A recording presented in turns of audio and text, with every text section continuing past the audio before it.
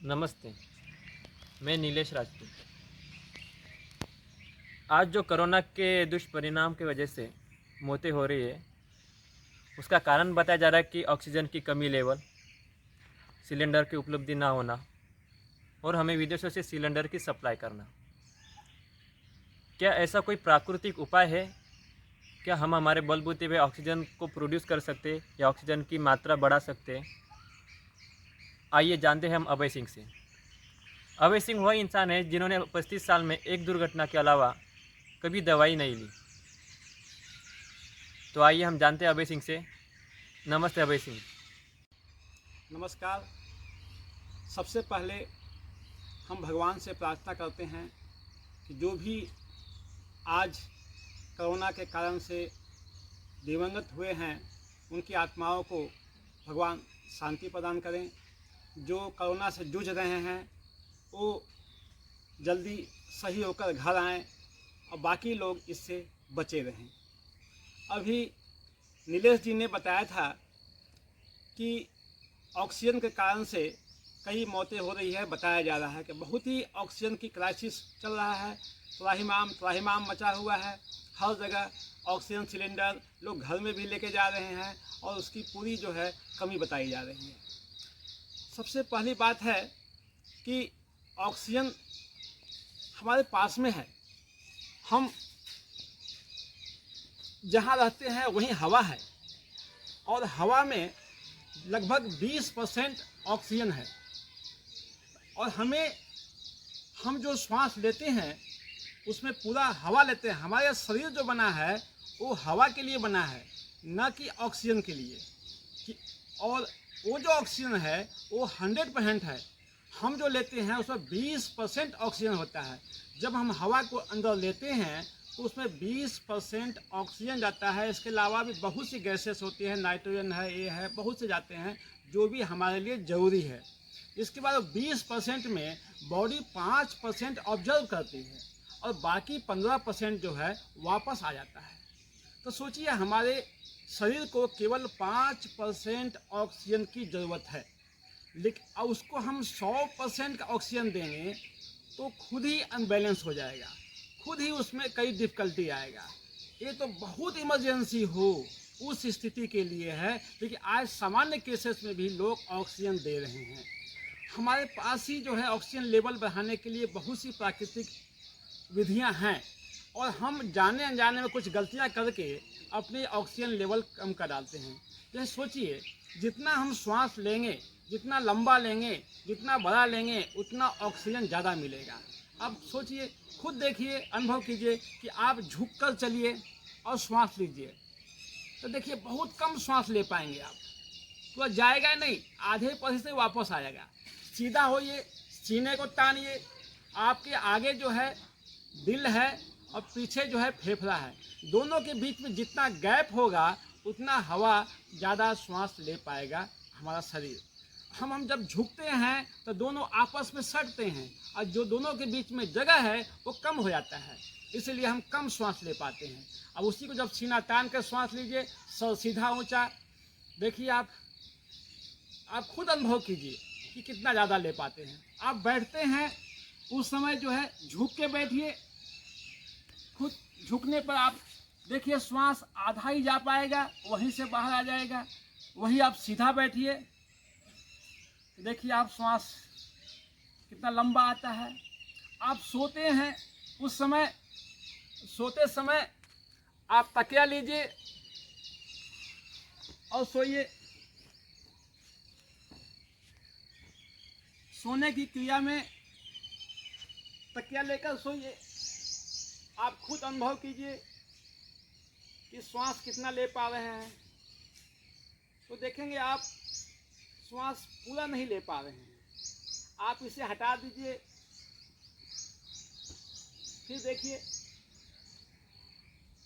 आप श्वास की मात्रा लगभग 25 से 30% बढ़ जाता है। जब हवा 25% बढ़ेगा तो ऑक्सीजन की मात्रा भी 25% बढ़ जाएगी।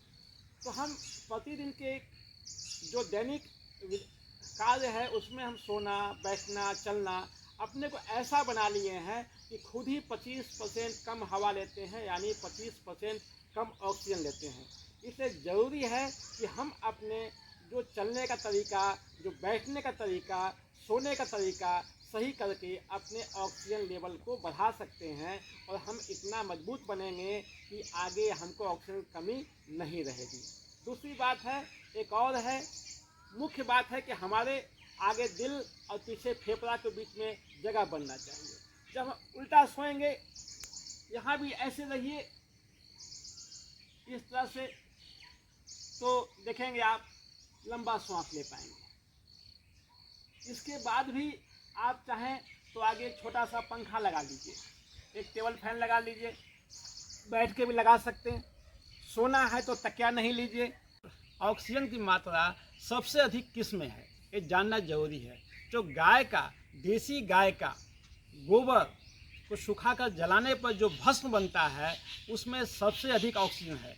उसमें भी उन गायों का जो दूध नहीं देती है, ऐसे भले वो वृद्ध हों, बीमार हों, उससे कोई फर्क नहीं पड़ता है। उनके गोबर के जो जलाकर भस्म बनता है उसमें सबसे अधिक ऑक्सीजन है। अगर आप 10 लीटर पानी में 2 चम्मच वो भस्म डाल दें और 2-3 घंटे बाद उससे उपयोग करें उस पानी को, तो वो तो नीचे बैठ जाएगा, कुछ मिल जाएगा। तो आपके अंदर ऑक्सीजन की मात्रा पहले से ज़रूर बढ़ी होगी। आप खुद इसका जांच कर सकते हैं। लगभग 40% ऑक्सीजन जो है गाय के, देसी गाय के, गाय मतलब उसमें गोवंश हो गया, बछड़ा, बैल सभी हो, जो दूध नहीं देती है उसमें सबसे अधिक रहेगा और दूधवती है उसमें कुछ कम रहेगा, लेकिन गुणवान तो सब में है ही। तो आप इस प्रयोग को भी हमेशा दैनिक जीवन में अपनाएं कि रात में जिस पानी में 2 चम्मच मटका है, जो भी है, 10 लीटर के अंदर 2 चम्मच राख डाल दें और सुबह उस पानी को पिएं, या देर से भी जल्दी भी पिए, कोई दिक्कत नहीं है। तो आपको ऑक्सीजन की मात्रा में बहुत बल मिलेगा। भगवान ने जितने पेड़ बनाए हैं सब दिन में ऑक्सीजन देते रहते हैं, लेकिन पीपल का पेड़, नीम का पेड़, बड़ का पेड़ और तुलसी, ये सब जो हैं रात में भी ऑक्सीजन देते हैं। पीपल तो 24 घंटे ऑक्सीजन देता है। तो उसके बाद नंबर आता है नीम और बड़ का। घर के आगे जो हम लगाते हैं तुलसी माता, वो भी 24 घंटे ऑक्सीजन देती है, लेकिन हम तो वो भी नहीं लगाएंगे। लगाने वालों को बेवकूफ़ समझेंगे कि जो पुराने परंपरा का है इसलिए लगाते हैं, तुलसी लगाते हैं। पीपल का पेड़ सबसे पहले खेत में कहीं हुआ तो कबाड़ के फेंकेंगे हम, कि वो जो है बिल्कुल ही हमारा जगह को नष्ट करने वाला है। देखिए, ये सब जो है बहुत ही ज़्यादा ऑक्सीजन हवा में प्रदान करते हैं और हवा में ऑक्सीजन के लेवल को बढ़ाए रखते हैं। जब हवा में ऑक्सीजन का लेवल ज़्यादा होगा तभी तो हम लेने से भी हमारे अंदर ऑक्सीजन आएगा, ये जानने की बात है। इसीलिए कहीं पर रास्ते में आपको पीपल का पेड़ मिल जाए, नीम का पेड़ मिल जाए, आपको बड़ का पेड़ मिले, तो वहाँ ज़रूर कुछ देर बैठें। घर के आगे भी, अपने आंगन में, आंगन नहीं है आजकल, तो घर के आगे ज़रूर से ज़रूर जो है एक तुलसी का पेड़ लगाएं। प्राणियों में भी गौमाता जो है, जो देसी गौमाता, भारतीय नस्ल की जो गाय हैं, गोवंश हैं, गाय मतलब केवल गाय नहीं, गाय का पूरा परिवार की बात कर रहा हूँ, वो भी जो है 24 घंटे ऑक्सीजन प्रदान करती है। इसलिए जहाँ भी समय मिले कभी, तो आप बहुत घूमने जाते हैं तो गौशाला जाइए और वहाँ अपने को रिचार्ज कीजिए, अधिक से अधिक ऑक्सीजन ग्रहण कीजिए। आप गाय का दर्शन कीजिए तो भी आपको लाभ मिलेगा देसी गायों के दर्शन से। वो भी नहीं मिलता है तो उनका भस्म का, उनका गोबर का आप घर में उपयोग कीजिए, उससे भी आपको ऑक्सीजन लेवल बढ़ेगा। आजकल एक ट्रेंड चला हुआ है, घर में भी मास्क पहन कर रखते हैं और कोई कोई तो 2-2 पहनते हैं। अब खुद सोचिए, जब श्वास को ही रोकेंगे तो कैसे काम चलेगा।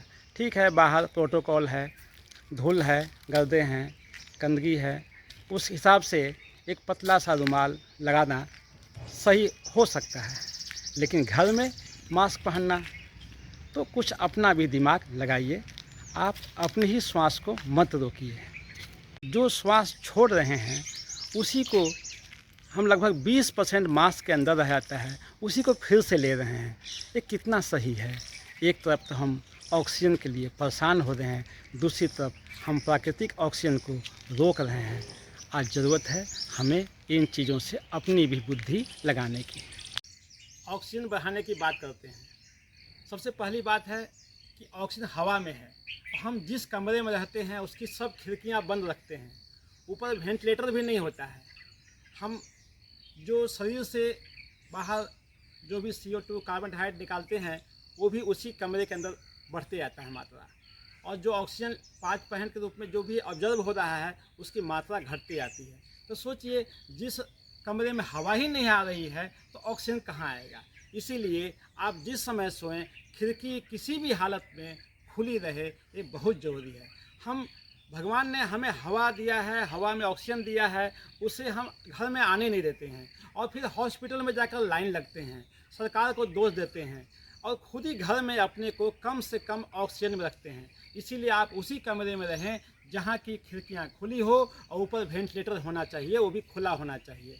नहीं तो क्या होगा, जो गंदी हवा ऊपर जाती है वो वेंटिलेटर से निकलेगा नहीं और उसी को पंखों से वापस आकर आप लेंगे, वो गंदी हवा लेंगे। फिर बोलेंगे कि हमारा शरीर जो है, बॉडी इम्यूनिटी पावर, बॉडी को रोग प्रतिरोधक क्षमता घट रहा है, ये आप जो है बोलेंगे। ये ज़रूरी है कि जिस कमरे में रहें उसकी सभी खिड़कियाँ खुली रहे और जो वेंटिलेटर ऊपर है वो भी जो है खुला होना चाहिए, ये बहुत ज़रूरी है।